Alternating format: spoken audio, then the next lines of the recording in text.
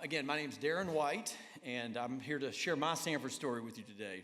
So my connection to Samford University goes way back to 1990 when I first met my wife Laura at Birmingham Southern College. I went to the school across town.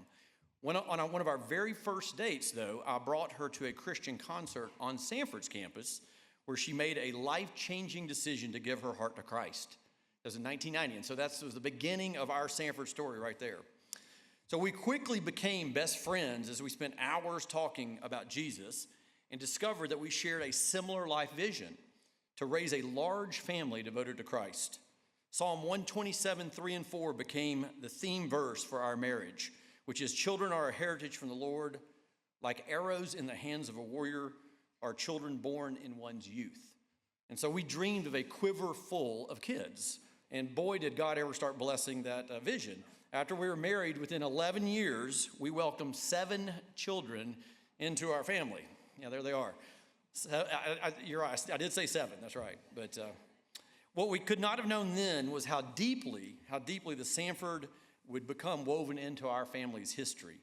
All 7 of our children, you see, have attended Samford University, and we even have 3 that have met their spouses at Samford. So by this time next year, we'll have had 10 kids and bonus kids that have graduated from Samford, which has to be some kind of record.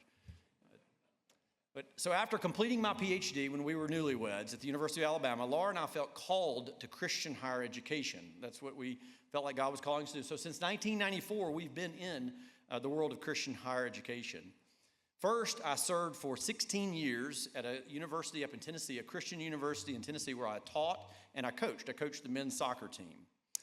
But in 2009, the Lord started moving my heart to come to Samford University, and He did it through a relationship that I had formed with this brand new, really excited dean at Samford University in the business school. His name is Beck Tedder. You may have heard of him before. But Beck and I became friends, and through that friendship, we had the opportunity to come back home to Birmingham, Alabama. A few years later, after I had arrived on Samford's campus, I felt the Lord calling me to sort of the sweet spot between my coaching world and my Ph.D. in business, and it was to start a sports business program. And it was actually the first sports business program in an accredited business school in the South. That was in 2011. Well, today that program has borne fruit beyond my absolute wildest imaginations. And if you want to hear more about that, come talk to me afterwards. Anybody in the room who knows me knows I love to talk about my kids in the sports program at Samford. So I'd love to share more about that with you. But really what I want to share with you today is what is the secret sauce of Samford University. Why is it that so many young people find transformation, their lives become so transformed at Samford? And it's really grounded in our relationships. We have very unique sorts of relationships at Samford University. It's relationships that are forged in the gospel of grace. What makes Samford extraordinary really isn't academic excellence or career opportunities, which we have all of that, and that's great, but it's who we are as a Christ-centered community, bound together by something far more powerful than just shared interest or common goals. This isn't just inspirational rhetoric that we're giving you from the stage. This is truly the thing that makes Samford what it is. And I saw it firsthand in my own life. I saw the transformative power of the Christ-centered relationships of Samford during the darkest valley that I've ever walked through in my life. And so what I'm about to share with you is my Samford story, but I hope you see in this how it reveals why Samford really is changing lives in incredible ways. So 8 years ago, my wife and I had just gone to bed when our oldest son suddenly came into the room. The words he spoke next shattered our world forever. Avery, our third-born son, who was actually a senior at Samford University, he was 21 years old, he was gone. And our son Daniel had to share that with us. After being born with a traumatic brain injury and struggling with depression and anxiety and all kind of neurological issues for almost his entire life, Avery had taken his own life. Our world imploded, absolutely imploded. You see, suicide does not end the suffering. It basically takes the pain that individual is feeling and it transforms it and it puts it into the hearts of those that are left behind, 1,000-fold over. It was as if every moment of anguish that Avery had ever experienced was now flowing through our veins. And I can tell you, of all the many difficult and hard things that happened over the course of those next several months, 2 days after we learned that news, Laura and I found ourselves standing in a funeral home, Southern Heritage funeral home, and we were staring at rows of caskets. And the guy was telling us about the caskets and all the different features of the caskets. And I kept thinking to myself, this can't be happening, right? I mean, the surreal horror of that moment will forever be seared into my memory. Parents are not supposed to bury their children. It's not supposed to be this way. And this was never, ever supposed to happen. Like Job of old, I found myself questioning not just God's goodness, but his very justice. How could a righteous God allow this to happen? How could he do that? We had been his faithful servants. We were the family. We were the quiverful family. We were the family that had done everything we could to raise 7 kids to his glory. We were the couple that had served on a Christian college campus for over 25 years. We felt betrayed beyond anything you can possibly imagine. Well, if you've read the book of Job, you know that eventually God does answer Job. You have to go all the way to chapter 34, but he eventually does, and he answers him through a whirlwind. See, Job was struggling with the same sort of questions that I was struggling with. But for me, my answer didn't come through a whirlwind. It actually came through my colleagues at Samford University. If it had not been for Samford University and our colleagues, I don't know where we would be. Particularly through one person in particular, Dr. Mark Genelette, whom I had met after enrolling in a theology class at Beeson Divinity School. Through Genelette's teaching, I saw for the very first time in my entire life that the whole Old Testament was one story which pointed to Christ. I never had known that before. The scriptures that I had read for decades suddenly blazed anew with life and light for me, and they started providing healing to my soul. Through Genelette's teaching, for example, I saw in the story of Leviticus the sacrificial system, and I saw the price of sin and the costliness of grace. In the wilderness tabernacle, Dr. Genelette showed me how we could see a glimpse of the holy God who tore heaven to dwell among his people.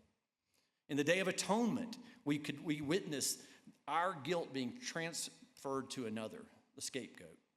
In the kinsman redeemer of Ruth, I saw Christ who purchased us from slavery.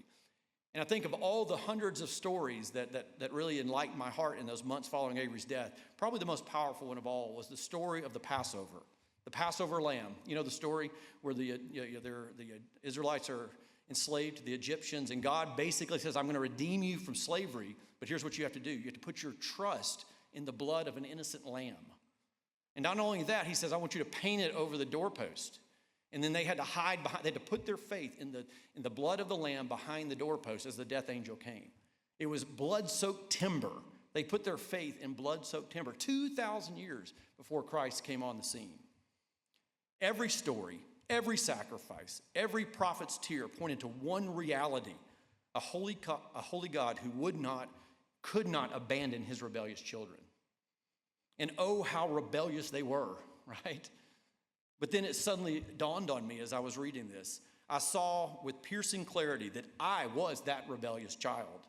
That same heart of stone that Jeremiah had prophesied about, that stubborn heart that Ezekiel declared must be transformed into a heart of flesh, that same heart was beating in my chest. In that moment of stark recognition, the full weight of God's scandalous love crashed over me like a tidal wave. The God who had pursued Israel through the centuries was also pursuing me. The God who moved heaven and earth to redeem an undeserving people had spared no expense at all, not even his own son, to redeem me. This wasn't just redemptive history. This was my story. I wasn't merely studying the covenant of grace with Dr. Genelette. I was swept up in it, carried away by it. And that unshakable truth that I'm an adopted child of the King. If you're a follower of Christ in here today, you're an adopted child of the King of the universe. That's unreal. I mean, just let that sink in. It was that which ultimately convinced me once again of the depth and the height and the breadth of God's particular love for me. The questions that had haunted me, the why of suffering, the apparent silence of God, they weren't answered with mere explanations. They were answered by a person, by wounds that healed my wounds, by a grief that was even greater than my grief, by a love stronger than my pain, deeper than my doubt, and more enduring than even death itself. In the months following Avery's death, as the healing power of the cross of Christ became more and more evident in our lives, Laura and I felt compelled to erect a 12-foot stone cross above Avery's grave. At its base, we inscribed the words that had become our soul's anchor. He himself bore our sins in his body on the tree. That's at Southern Heritage Cemetery if you want to. It's a beautiful cross if you want to go see it. The Samford community buttressed us in so many ways in those months after Avery's death. For example, my faculty colleagues stepped in to teach my entire course load for the entire semester, teaching classes they had never taught before to give us time to heal. Laura and I used that time to take long walks together. And you know what we did? This is what's amazing. We did what we started doing in 1990 on Samford's campus. We preached the gospel to each other. It healed us. It's what healed us. While so many couples drift apart after losing a child to suicide, we found ourselves drawn closer together through this shared vision of grace. Even now, 8 years later, I still receive cards and messages from my Samford colleagues on difficult days. On Avery's birthday, for example, the anniversary of his death. And they're telling me they're praying for our family, and they're doing exactly what we heard about this morning. They're reminding me. They're reminding me of the hope we have because of the gospel of grace. That's what we have at Samford University. We have people and relationships that constantly remind us of what the gospel of grace really means to us. This is why Samford exists. In a world desperate for hope, we at Samford stand as a testimony to what becomes possible when a community takes seriously the transformative truth of God's grace. This is way more than just an institutional distinctiveness. It's a lifeline. That's what we are, Samford University, and we are a lifeline to a world that is drowning in division and despair. Just as God used Samford's community to illuminate his pursuing love for me in my darkest valley, he's using this place to shape a generation of leaders who's going to carry that same grace, that same message of hope into every sphere of influence, from kindergarten teachers to mental health counselors to pharmacists to nurses, airline pilots, marketing executives, and accountants. He is raising up a generation of arrows to go out into culture for his kingdom. So in closing, I pray, and I pray this every day as I'm coming down the mountain from Vestavia and I look at Samford University on my left. I pray every day that God will find us faithful as we continue this sacred work, offering every single person who comes through our gates the chance to discover, just as I did in my deepest valley, that God's grace is not just sufficient, but that it's totally transformative. Thank you.